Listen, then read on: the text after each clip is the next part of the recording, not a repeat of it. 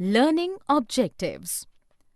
After completing this module, learners will be able to understand and describe democracy in the context of South Africa, understand the need of a constitution for a country, understand in depth how the Indian Constitution took shape, explain with reasons who formed our Constituent Assembly and why, understand and explain in detail the philosophy of our Constitution, understand and explain the key words in the preamble of our Constitution. Democratic Constitution in South Africa. Nelson Mandela and the struggle against apartheid. Nelson Mandela, the South African leader of the African National Congress, fought a long battle against apartheid in his country. He, along with 7 other leaders, was sentenced to life imprisonment by the white South African government in 1964. Apartheid was a system of racial discrimination which divided people on the basis of skin color. The whites considered themselves superior to all non-whites. Non-whites were denied several rights and the law was oppressive for them. The protests by blacks, colored, and Indians against the repressive laws intensified in 1950. The African National Congress led the movement. The white minority government soon realized that it was impossible to keep the blacks under their rule anymore. In 1992, after 28 long years, Nelson Mandela was released from the jail. The new Constitution. In 1994, the apartheid government was replaced by a multiracial government. Nelson Mandela became the first president of the Republic of South Africa. They adopted a new and most democratic constitution in the world in 1996.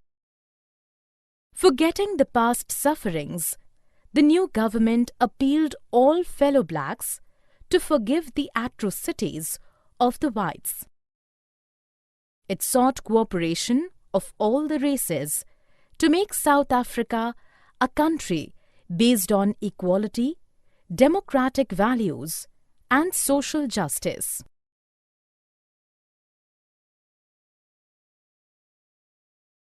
Why do we need a constitution? After attaining independence, the black majority of South Africa wanted to ensure its social and economic rights, whereas the white minority was worried about losing its privileges and safety for its property. After enough discussions, both the parties agreed to the principle of majority rule and that of one person, one vote. The blacks agreed that majority rule would not be absolute and the properties of the whites would not be taken away. Though they arrived at a compromise, it was not easy to implement it. Possibility of a breach of trust could not be ruled out. The only way to maintain trust was formation of some basic rules followed by all people living together in the country. The set of basic rules that determines the power of elected government and ensures fundamental rights to the citizens is called Constitution. Not just South Africa, every country across the globe needs to draft its constitution. Constitution plays a vital role in many respects. 1. It generates the most required trust and coordination for people of different classes to coexist. 2. It lays down how a government would be constituted and who shall have the power to take which decisions. 3. It sets limits to the powers enjoyed by a government and defines the rights of the citizens. 4. It expresses the aspirations of the people about creating a good society. Making of Indian Constitution. Drafting a constitution for a diverse country like India was a difficult task. But a lot of consensus on the shape the democratic India would take post-independence had evolved during the freedom struggle. Despite differences, our leaders were unanimous about making India a democratic country. In 1928, Motilal Nehru and 8 other Congress leaders drafted a constitution for India.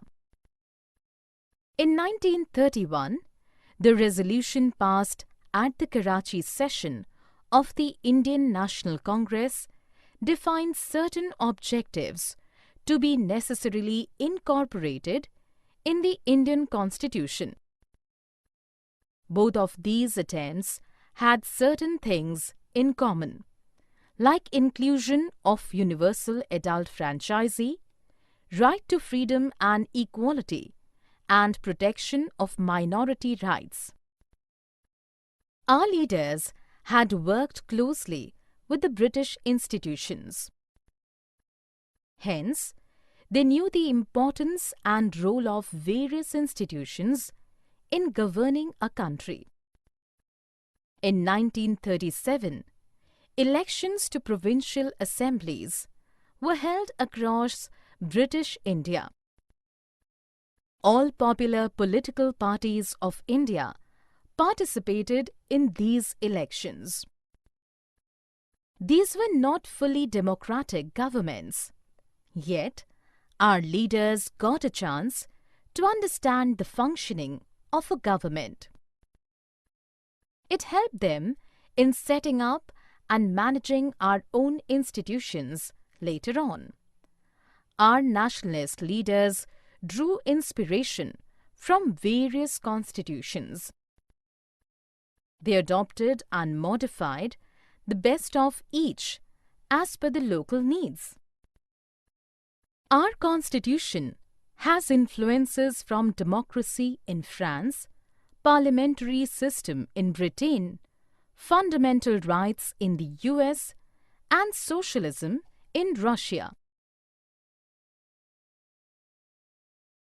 The Constituent Assembly. Elections to the Constituent Assembly were held in July 1946. Its first meeting was held in December 1946. In 1947, the country was divided into India and Pakistan. The Constituent Assembly too had to be divided as Constituent Assembly of India and Constituent Assembly of Pakistan. The Constituent Assembly of India had 299 members. The Constitution was adopted on 26 November 1949 and came into effect on 26 January 1950. Since there was no universal adult franchise at that time, the Constituent Assembly could not be chosen directly by the people of India. It was elected by the members of the existing provincial assemblies. Yet, it had a fair representation of people from different language groups, castes, classes, religions, and occupations. The Constituent Assembly worked in a systematic, transparent, and consensual manner. A fair debate and discussion was held on each and every issue, and everyone was heard before arriving at a decision. Dr. Bhimrao Ambedkar was appointed the chairman of the drafting committee. After several rounds of discussions and more than 2,000 amendments in 114 days spread over a period of 3 years, our Constitution took its final shape. Guiding values of the Indian Constitution. Philosophy of our Constitution.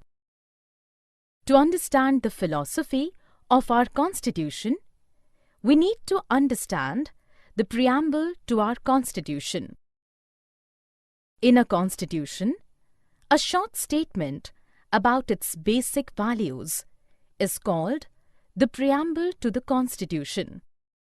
The key words in the preamble of the Constitution of India are: "We the people of India" means that the Constitution was drawn and enacted by the people of India through their representatives. It was not handed down by any king or an outside power. Sovereign. Sovereignty means that India is a free country and no external power can dictate the government of India. The British had proposed a dominion state for India, which meant it would have been a country under the British monarchy. The Constituent Assembly rejected the idea and preferred full freedom. Socialist.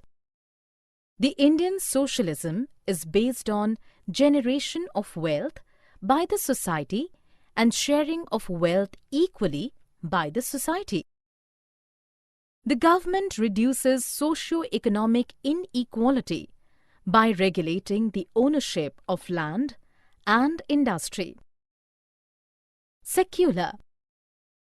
India does not have any official state religion. Citizens are free to follow any religion or faith. The government treats all religious beliefs and practices with equal respect. Democratic. In this form of government, people enjoy equal political rights and elect their leaders. The government, run according to some basic rules, is accountable to its citizens. Guiding values of the Indian Constitution. Republic. It means that President of India, who is the head of the state, is an elected person. It is not a hereditary position. Justice. The government would not discriminate between citizens on the basis of caste, religion, and gender. It would work for the welfare of poor and oppressed to eliminate social inequalities. Liberty. Citizens are granted full freedom to express their opinions and act in a way suitable to them. Equality. All are equal before the law, regardless of their socio-economic conditions. The government shall ensure equal opportunity for all. Fraternity. Each citizen should respect the spirit of brotherhood. No one should treat a fellow citizen as inferior. Institutional design. A constitution is not just a statement of values and philosophy. It is about incorporating these values in institutional arrangements. It was felt that the Constitution must be in keeping with the aspirations of the people and changing society. Thus, a provision for constitutional amendments was made. The Indian Constitution lays down a procedure as to how a government can be formed. It defines the extent of powers enjoyed by various organs of the government. It also provides some rights to the citizens which cannot be violated by the government.